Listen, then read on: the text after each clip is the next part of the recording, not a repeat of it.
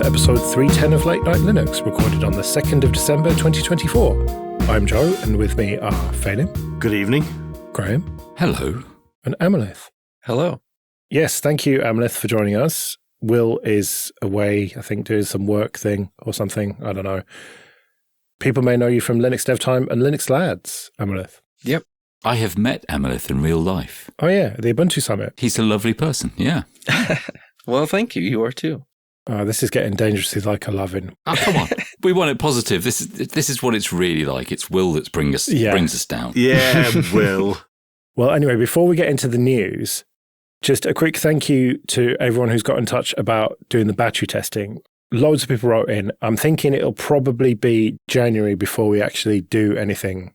So stay tuned on that one. I'll email everyone back probably over Christmas and we'll get that sorted. And also thank you everyone who suggested ways to fix my Wi-Fi woes with the Apple devices. Turns out that the difference between the two houses was the router. So I changed the router in my house and sure enough, it fixed it. So fingers crossed that is all sorted and I'll never have to talk about it again, but we'll see. If we were doing a scientific experiment for feedback, apparently a battery-powered Wi-Fi router would be the best way to get the most feedback. Yes, I think that would be. So thank you, everyone. Right, news then. Announcing GitHub Secure Open Source Fund.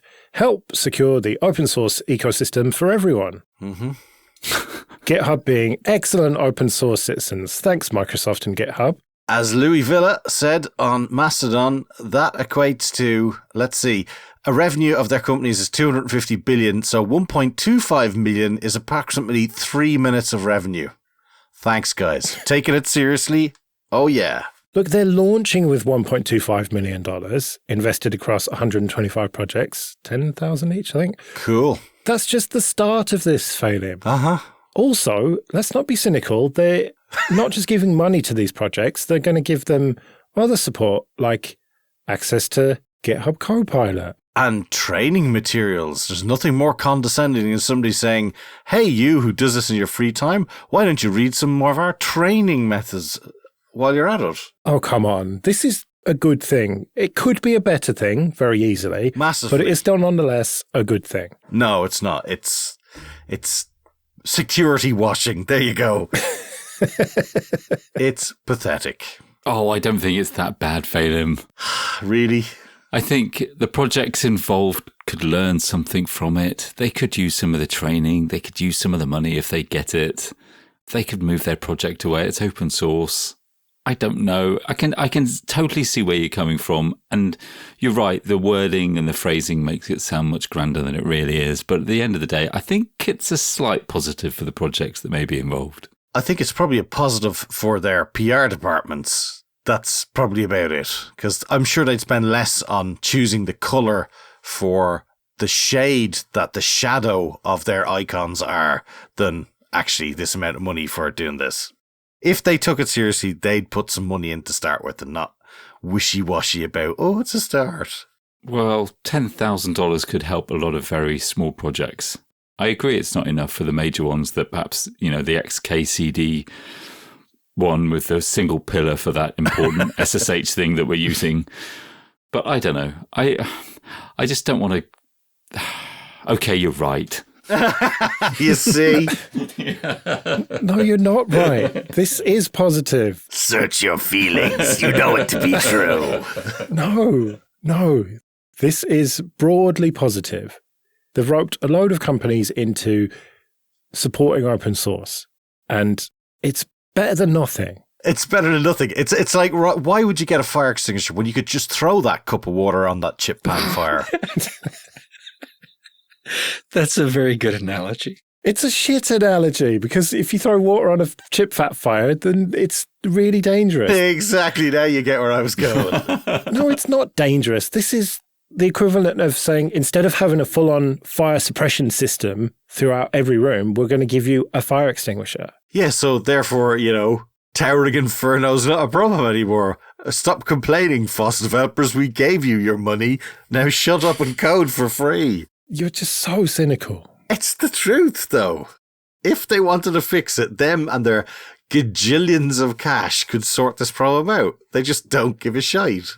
I think it's the amount of money. I think you're right. $10,000 just doesn't seem much of a commitment considering how grand this is worded and phrased and everything else about it, the mentorship, the 3-week program of 5 to 10 hours of commitment each week, even becoming an alumni with projects. I can get all that. That's pretty cool.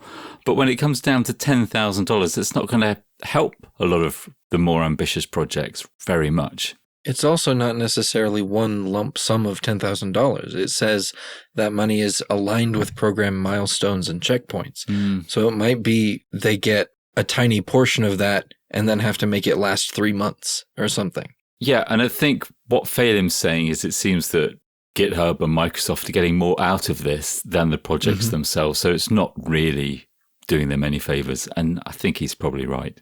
Can you imagine like some maybe mid-40s to late 50s person who's been slaving away in the guts of OpenSSL for decades to have some young 20-year-old, nothing wrong with being young, not being ageist here, but to be told about how, CI/CD works. And it's like, oh, really? Tell me more so I can get my pittance. All right, well, let's try and be genuinely positive about this one. FreeCAD version 1.0 released. So after 22 years of development, they're finally calling it a 1.0. Now, I know nothing about computer-aided design. I think that's what it stands for. But this surely is momentous, isn't it? This is a potentially Blender-style professional application that is open source. I've used FreeCAD in the past, and while this is great. Uh-oh, while this is great. That doesn't sound good. Okay, it's very like, in my experience, I'm not a power user, it's very like Inkscape. Really brilliant tools. They carry on iteratively improving their application over a long time, and it just so happens to have ticked over the 1.0 release. It's difficult to use for me. In fact, Blender, I find, is really great for some of this CAD stuff. However, we have very few real CAD options in the world of open source, and FreeCAD is a great project. So it is great news, and it's been great news for a long time, like Inkscape. I've used FreeCAD a little bit to design and then 3D print a couple things. And since we've moved and just got our printer set up again, there's a whole list of things I want to make. So I'm going to be reaching for FreeCAD pretty often soon. I read through their releases page, and most of the improvements just go over my head. I will probably never interact with 90% of those. But for other ones, there are a bunch of really small, nice things. Like when you copy some geometry, before, when you would copy and paste that geometry, it wouldn't retain restraints. And then you'd have to go back in and set those restraints again. Now, those are copied. That's just one really small thing that will be really nice. Félim and I completely understand what you just said. Totally, yes. Ironically, my dad actually used to do CAD for the electricity company in Ireland, and that was insane, the license costs for that. And there used to be like the dongle on the back of the PC. I'm sure I've whinged about it before.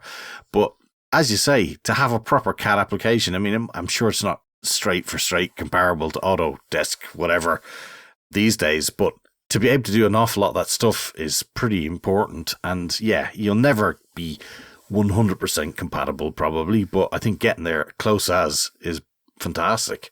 I know someone who is an AutoCAD wizard, and I'm tempted to get him to try this and report back to me, but I'm a bit scared that it might break things. Yeah. A friend of mine has a business, and a huge portion of that business is 3D printing stuff. He uses Autodesk very extensively and has said that FreeCAD is functional. You can get work done with it, but it is missing a lot of the extremely nice, convenient quality of life things that you get when forking over the big bucks for Autodesk. I wonder if Autodesk has implemented generative AI features yet. Hey, do you know what it does have? It does have Lisp built into it from the very start. So, yeah, I think that insanity is already there. Well, this is definitely good news, and hopefully it'll go from strength to strength as a pillar of open source software in the professional world. Okay, this episode is sponsored by Tailscale. go to tailscale.com/LNL. Tailscale is the easiest way to connect devices and services to each other, wherever they are. Everyone these days has a VPN as a sponsor, but Tailscale isn't like those. This isn't about hiding your browsing habits from coffee shop owners, and it's not about watching Netflix in another country. Tailscale is a proper VPN for connecting your devices securely. It's great for companies, and it's great for self-hosters. Tailscale is incredibly easy to set up. I got it up and running on 2 machines in just a few minutes, without opening any ports. Then I could SSH from one machine to another as if they were on the same LAN, even though they were on different sides of London. Tailscale is WireGuard on easy mode, and that's why loads of the Late Night Linux family hosts use it. Tailscale's personal plan will always be free, so support the show and try Tailscale out for free today. You'll get up to 100 devices and 3 users for free at tailscale.com/LNL with no credit card required. That's tailscale.com/LNL. Just a quick mention for Elementary OS 8, which is now available.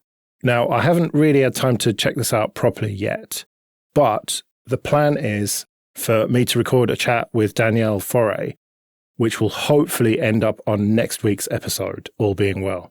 But in the meantime, check it out, download it, give it a go. It's a very opinionated Linux desktop that is not really for me, I don't think, but it's the kind of thing that you should try because either you're going to love it or not. So I was looking at the release notes for 8 and I was a bit confused by something called ASHPD. It was like allow ASPD demo to take screenshots and set backgrounds, and I haven't really a clue what that is.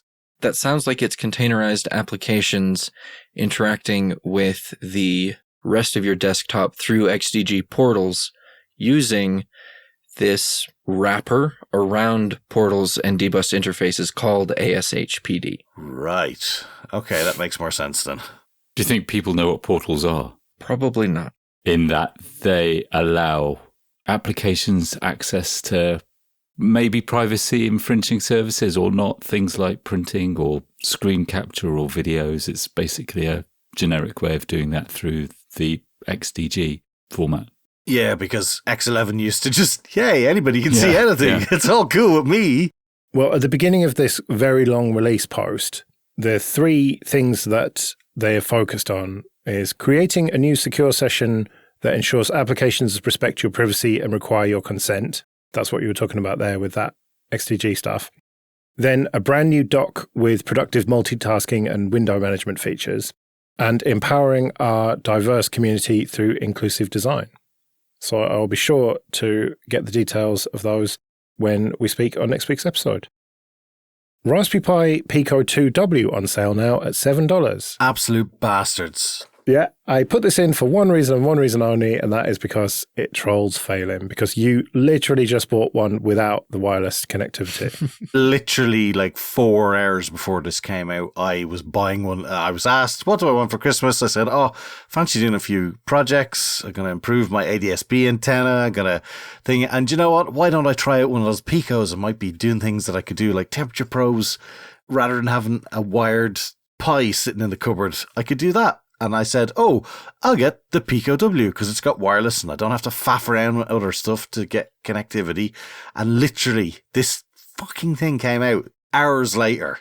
Why didn't you just cancel your order and order this one? It was too late. It already processed through, I think. I would have to refund it. And it's already bad enough getting stuff from your island of despair where I have to pay import duty and, I'd have to designate some blood to some bank somewhere. I mean, all sorts they're looking for. I think what you're talking about there, Félim, is Brexit benefits. Oh, sorry, yeah. Which I took full advantage of this week by buying Australian Tim Tams, which were delicious. So, swings and roundabouts. What are you actually going to do with it then? I don't know. I was going to stick it possibly out in the greenhouse or something like that. Or see, to be honest, I want to see how much it can process because it might be handy for a doorbell camera or something like that. Because I know I'm not getting a ring or whatever the hell they're called. I don't think it's got the power for a camera. Do you know what would have? The 2W would have. Oh, well. First router designed specifically for OpenWrt released. Or is it OpenWrt, Graham, as you always say? I really have no idea. But anyway, this is a post from Software Freedom Conservancy. who are the home of OpenWrt. They take care of their financials and whatnot. And this is based on a banana Pi with a couple of Ethernet ports, and you can buy it without a case or with a case. It seems to be easier to get with a case. And it's relatively expensive, actually, $89. It's not going to break the bank, but it is, you're paying more, I think, than an equivalently spec'd TP-Link or whatever. But what you're getting is first-class OpenWrt support. It sounds pretty cool. The only thing is, I don't know if this pops up for you. If you go to the AliExpress page for it, do you get 50% off and crossed out the actual price that they should be sold for? Yes, I do. So for me, it's €109.20 versus €218.41 is what it would normally be. Wow, you're getting well ripped off. £73.79 it says for me. Yeah, but yours is a worthless currency, so I mean... Nah. How many countries can you use it in? Certainly not 27. But the Commonwealth, though. The Commonwealth. Yeah, exactly. I don't know quite how I feel about this. I think it's pretty good. I'm generally a supporter of the Conservancy. I think they hold us to account. I'm not sure about, the price and the hardware itself. It's difficult when you know that there are clones using their own hacks or forks, of OpenWrt that are way cheaper. Yeah, but this is officially supported. This is going to be the go-to if you want to run proper OpenWrt. Yeah, I think it's good. You're right. Routers can get very, very expensive. And in that world, this is very, very cheap. They also talk about the right to repair aspect of it, which I think a lot of people really care about. And the fact that you will be able to flash whatever you want on this thing.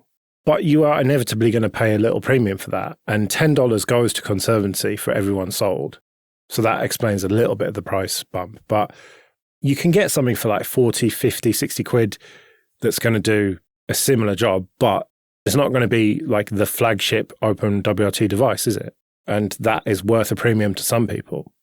Just looking through, I mean, it's Wi-Fi 6, one 2.5 gigabit Ethernet, 1 gigabit Ethernet. It's not like the latest. Yeah, okay. Maybe. I like that they call out the FCC compliance aspect.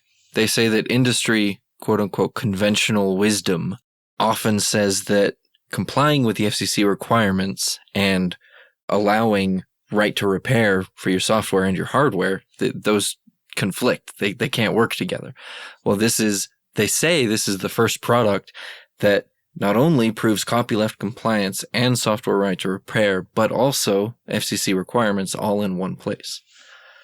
I don't know how true that is, but if true, that's a pretty cool claim. Right, let's talk about the Kernel Bcachefs drama.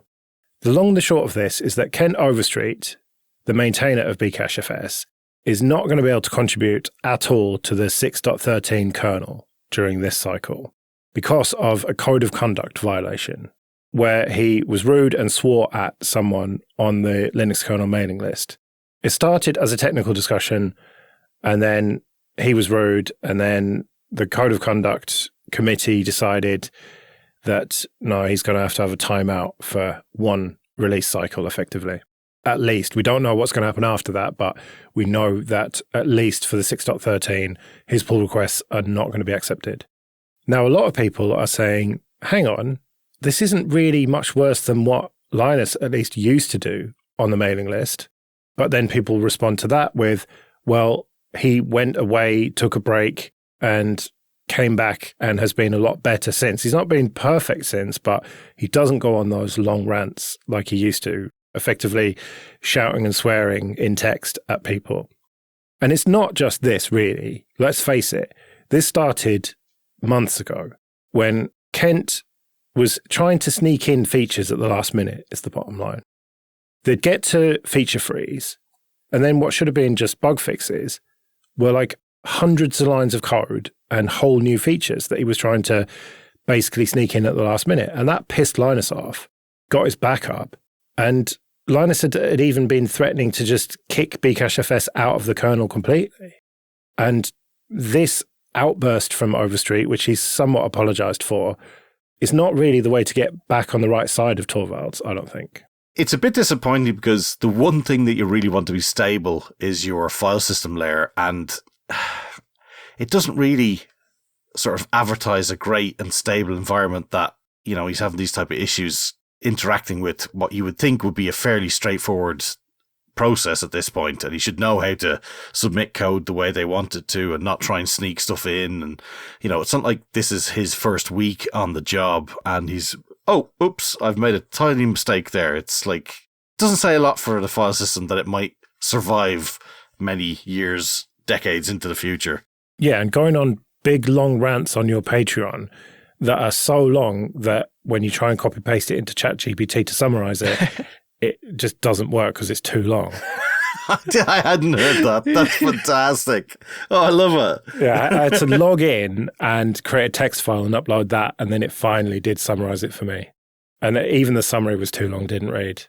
And it's not like they're perma-banning him from contributing to the kernel forever.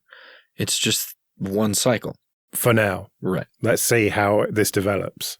He's going to have to eat a lot of humble pie, I think, for it to not just get kicked out of the kernel completely. And not even this was the worst part, I think. I think more was the fact that trying to sneak stuff in before, like, it's like, come on, you know how it works here. What are you doing? That's just silly. I don't know whether it's that, dare I say it, being immature or sort of, I don't know, thinking that you're better than the whole system. You need to get your things in and people should just bend to your will. I don't know. Strong personalities clashing. Well, it turns out that development skills and people skills don't necessarily go together, do they? Fair. Okay, this episode is sponsored by 1Password. Imagine your company's security like the quad of a college campus. There are nice brick paths between the buildings. Those are company-owned devices, IT-approved apps, and managed employee identities. And then there are the paths people actually use, the shortcuts worn through the grass that are the actual straightest line from point A to B. Those are unmanaged devices, shadow IT apps, and non-employee identities like contractors. Most security tools only work on those happy brick paths, but a lot of security problems take place on the shortcuts.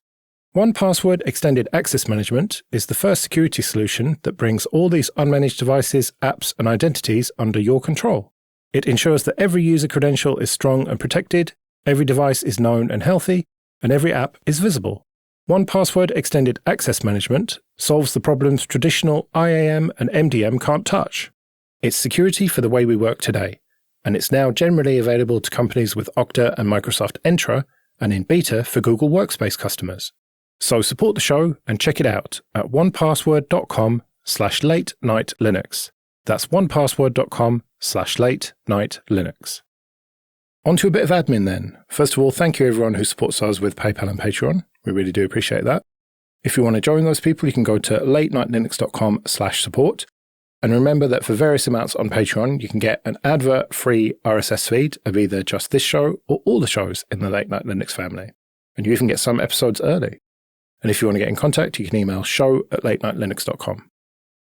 This is an interesting one. Both KDE and GNOME to offer official distros. So this is Liam writing on the register, and he's reporting on a talk from Academy 2024, the KDE conference, from Harold Sitter. And the talk was called An Operating System of Our Own. And the proposal, at least, is to have this official KDE distro that is going to be like atomic and immutable, composable, whatever you want to call it, and have a few different versions and be quite typically KDE in that we've already fucking got Neon. So why do we need this? Well, I was alluding to that last time when I was talking about my broken install and, you know, maybe this is the way to go. Hang on. Are you trying to tell me that now KDE have said it's a good idea, you're all on board with I am not all on board. I am absolutely not on board. No, I'm not. I don't like them. Are you sure? I'm 100% sure. I'm at least 99, 98, 7 maybe, 97, 70% sure. It's dropping by the second, you see. You're going to be 10% sure, and then you're going to be 100% sure it's a great idea by next week. I doubt it, but yeah, we'll see. I don't think he's right. I don't think Neon has ever claimed to be an official showcase. Really? I don't think so. I mean, it's there, but I don't think it ever claims to be the official only way to see KDE. Because they were always very distro agnostic. Do you not think so, Graham? I mean, with a bias towards Debian and then Ubuntu and then Neon, I mean, Neon has just acted as the official kind of distro, really, while remaining agnostic. I've never felt like KDE has been as favoured one distro over the other, you're right, even though they've got opinions. Yeah, I mean, and I really don't think Neon was meant to be it. It was just a way to get one of the latest versions of KDE. I mean, fair enough, people might say that's splitting hairs, but I don't think it really was, because there wasn't a huge amount of people behind it. It was Jonathan Riddle, wasn't it? Yeah, pretty much. And it came at a similar time that he left maintaining Kubuntu, as I remember. Yeah. And he considered his options at that time and decided to just base it on Ubuntu because that's what he had loads of experience with. And I remember talking to him at the time, and he said that his beef with Canonical, it wasn't a technical beef that he had, it was a policy beef. And he still thought that it was a great basis for a distro. And so that's why he made Neon on top of Ubuntu. Yeah, and I think Neon's been brilliant. I like having a distribution you can install if you want to get the latest KDE without thinking about it. But Liam in this piece does make the point that if you were to base this thing on Arch, which I believe is the rough plan at this point, Yes. then you're going to be able to have newer components underneath, which is going to make having the newer KDE a little bit easier. And you solve the Arch problem of all the updates and everything, which Amolith and Graham will tell us is not a problem, but it fucking is. Yeah, I totally believe them. But anyway, you solve that problem by making it immutable and composable, whatever you want to call it. So both read-only versions can be fucked. Yeah. No, you do proper testing and, whatnot, and release image-based updates. The thing that they probably didn't say was the fact that Harold was talking about, like, multiple gigabyte images, though. Like, oh, there's a new version of Kate out. I have to re-download my entire 4 gigabyte root partition then. Like, I don't think it's there yet. You can do that atomically, though, so that you only need the bits that have changed. Yeah, but that's not available in theirs yet. If you watch his talk, he actually says, like, yeah, this is not ready. But presumably atomic delta updates are on the roadmap for this. I think it's far too early for that, but Harold might sort of differ on that, but he didn't seem to even hint at that in his talk yet. I think it's far too early. But, okay, if that does come along, that would make a massive difference, obviously. What would it take for you to switch from Neon then? Well, look, I'm not going to try, I wasn't overly keen on systemd when it came out because I knew it was changing a lot of stuff, breaking a lot of stuff, and let's put it this way, certain people who were running the project were quite abrasive and didn't get along with a lot of projects, so it was a difficult thing to love as a project, but, I'm not going to use Dev1. It's just the world moved that way, and that's the way the world moved. I assume it's probably going to move that way in the long run, and unless I'm sort of doing my own distro, it's probably going to happen. And this GNOME one, that already exists, so they're just really talking about making it more of a serious project, I think. I still do feel it moves us further away from sort of the development roots or the ability to be involved as a developer in the system and takes it one step further away and sort of dilutes the main plus that we have. But maybe there's just not enough people doing that anyway, and it's wishful thinking on my part. I think it is. I think that you have to accept that this is the future and that the Linux desktop is just changing. And in another 10 years, probably, maybe even less than that, this is just going to be the normal way to do things. Applications will be containerized in some way or other, Snap, Flatpak, that sort of thing. And operating systems will just be built with CI/CD. And they will be made from all the different packages, but they won't be installed in the same way that they currently are. I know you don't want to accept this. Well, I just think it's a far more complicated system. And I just don't think that's necessarily the best way to go. But hey, I like to keep things as simple as possible. As soon as you start sort of moving the concept of your OS to the point where you require more than your own machine to build it, then I think it's gotten really, really hard and complicated. So I don't necessarily think this is a positive. I think there's definite benefits from it, like being able to A/B a system. I think that's great. But I don't think you need to have all this in order to do that. But I guess I should put my money where my mouth is and just fund my own distro and go to space. But I mean, I'm not going to hold my breath on that. Yeah, you'd have to sell a load of certificates first or something. Damn you, Let's Encrypt. You took my money. Right, well, we better get out of here then. Thank you very much for joining us, Amolith. It's been great having you. It's been great being here. We'll be back next week when there'll be all sorts. We'll have to see exactly what. But until then, I've been Joe. I've been Félim. I've been Graham. And I've been Amolith. See you later.